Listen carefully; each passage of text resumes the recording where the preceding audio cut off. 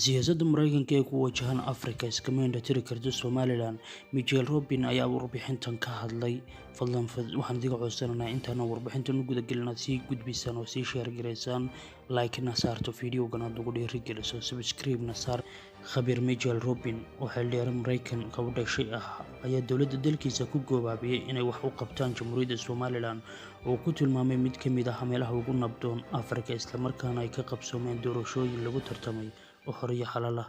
Wakaaladda wararka Somaliland ee SOLA ayaa maanta soo xigatay warbixin dheer oo Michael Robin uu kaga faallooday muhiimadda ay Somaliland u yeelan karto Mareykanka, taasi oo lagu daabacay shabakadda American Enterprise Institute. Michael Robin waxa uu qormadiisan ciwaan uga dhigay siyaasadda Mareykanka ee ku wajahan Afrika iskama indhatiri karto Jamhuuriyadda Barakeysan ee Somalilan. Waxaan uu sheegay in Somalilan ay si weyn uga duwan tahay Soomaaliya, isla markaana ay ka qabsameen doorashooyin lagu tartamay oo dowladnimo xor oo xalaal ay ka dhalatay.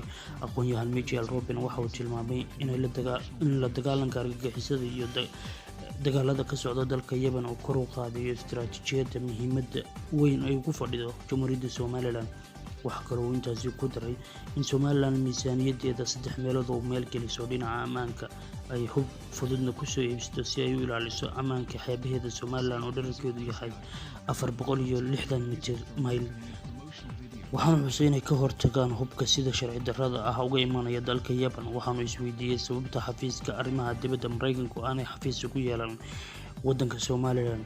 Michael Robin waxa uu sidoo kale ka hadlay waxa uu ugu yeedhay tacab khasaarka Mareykanku uu ka joogo Soomaaliya oo uu dhaqaale badan iyo weliba cudud militariba la garab istaagay. Waxaana uu ku sifeeyey dowladda farmaajo mid maqaar saar ah oo xukunkeedu aanu dhaafin qasriga madaxtooyada. Waxaa kale oo uu ku dooday aqoonyahan Michael Robin in deeqaha la siinayo Soomaaliya ay sii horinayaan colaadda iyo weliba kooxaha xagjirka ah ee ku biirmaya dalkaasi, isla markaasna dawada loo laayahay.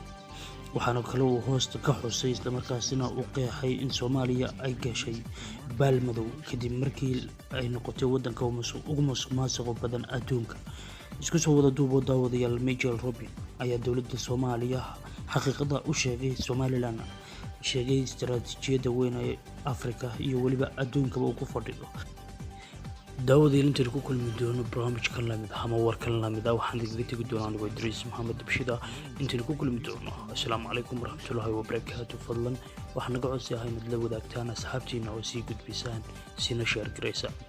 aad baad u mahadsantiin inaad la ku xidhan tihiin YouTube-keenan Hargeysa News oo aan mar walba jecelahay inaan idila wadaagno wararkii ugu dambeeyay ee ka soo dhaca adduunka oo dhan guud ahaan.